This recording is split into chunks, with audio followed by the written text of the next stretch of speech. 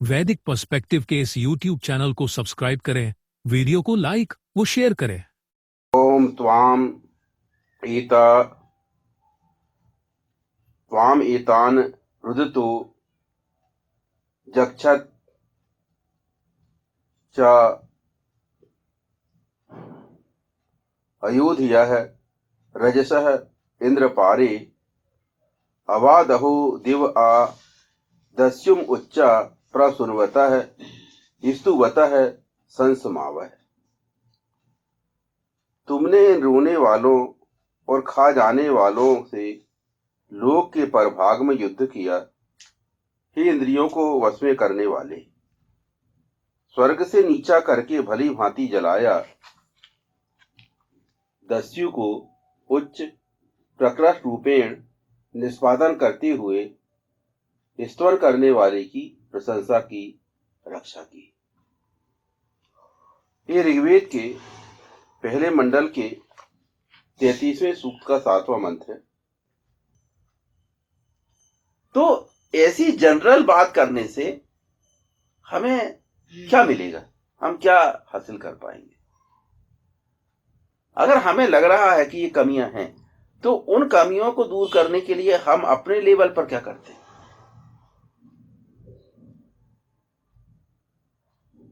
हमें लगता है कि यहां लोग सच नहीं बोलते, तो हम सच बोलने के लिए अपने लेवल पर क्या करते हैं?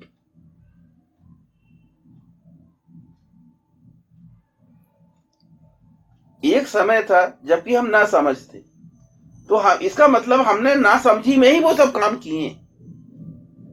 जो भी हम अच्छे काम बोलते हैं वो हमने ना समझी में किए, और जैसे जैसे हम समझदार होते गए वैसे वैसे हम बिगड़ते गए। आप बोलते हो कि पहले बड़ा अच्छा था, तो उस समय आप ना समझते, उम्र कम थी, समझ ज्यादा नहीं थी। आज आप समझदार हो, आपने 60 वर्ष गुजार चुके, आपको हर चीज पता चल गई, ऊंच नीच। तो जैसे जैसे आपकी उम्र बढ़ते गई, वैसे वैसे जैसे जैसे आपकी समझ बढ़ती गई, वैसे वैसे आप उन बातों को छोड़ते चले गए। जबकि होना क्या चाहिए था? उम्र के साथ, हमारी उम्र बढ़ने के साथ, हमारे अनुभव बढ़ने के साथ, हमारे अंदर सत्कर्मों के प्रति और दृढ़ भावना होनी चाहिए थी, और हम सत्कर्मों को बढ़ाते। क्योंकि पहले हम वो काम नासमझी में करते थे, अब हम उस काम के सभी पक्षों को समझते हैं अच्छी तरह। तो हमारा आत्मविश्वास, हमारा धर्माचरण और बढ़ना चाहिए। पर लोग बोलते हैं कि हम अब वो माहौल नहीं है। तो वो माहौल क्यों नहीं है भैया? अब तो समझदार लोग, अब तो हम ज्यादा समझदार है ना, हम ज्यादा, हमारे पास ज्यादा अनुभव है। तो हम समझदार होने के बाद, अनुभव होने के बाद और बिगड़ गए। इसी हमको स्वीकार करना पड़ेगा। अगर हम किसी समय यही सब कुछ काम करते थे तो ना समझी में करते थे, मतलब तो हमने सच बोला ना समझी में, और जैसे समझदार हुए सच बोलना बंद कर दिए। हम धर्माचरण करते थे, हम एक दूसरे से प्रेम करते थे ना समझी में, और जैसे हमको समझ में आ गया तो क्या है, तो सब प्रेम खत्म हो गया। अब एक दूसरे के साथ हम हिल मिल के नहीं रह सकते।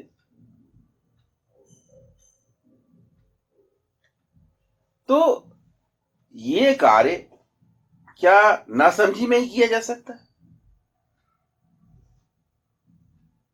हमको अपने स्तर पर विचार करना चाहिए कि क्या हम नासमझी में ही जीवन जीना चाहते हैं? हम 60 वर्ष की आयु के पूर्ण करने के बाद भी क्या हम नासमझ बने रहें?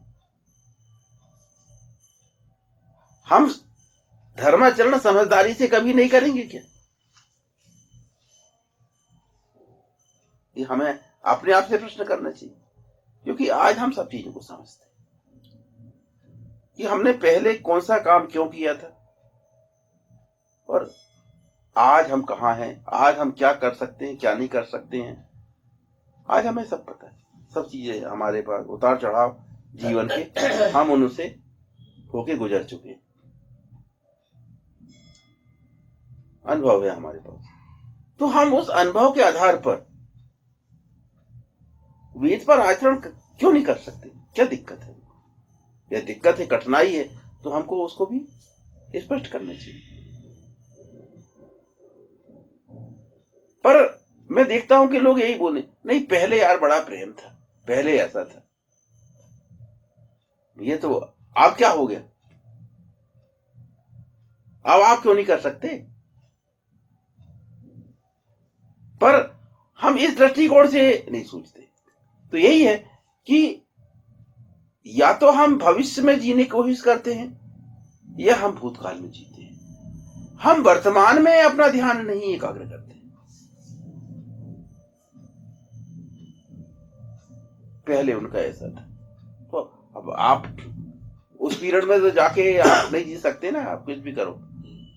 1900 फला में ऐसा था, तो अब आप नहीं है, तो ये तो 2019 हो गया। अब आप 21वीं सदी में हैं। जब हम युवा थे, ना समझ थे, तो वो 20वीं सदी थी, ये 21वीं सदी है।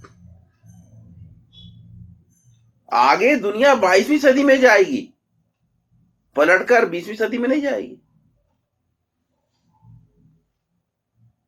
इसलिए उस अतीत के विषय में चर्चा करने से क्या फायदा? जैसे मैं वहां पार्टियों में चर्चा हुई कि भाई कांग्रेस ने इस देश को आजाद करवाया, और बोले बीजेपी ने आजाद नहीं करवाया, ये कोई लोग उस समय नहीं थे।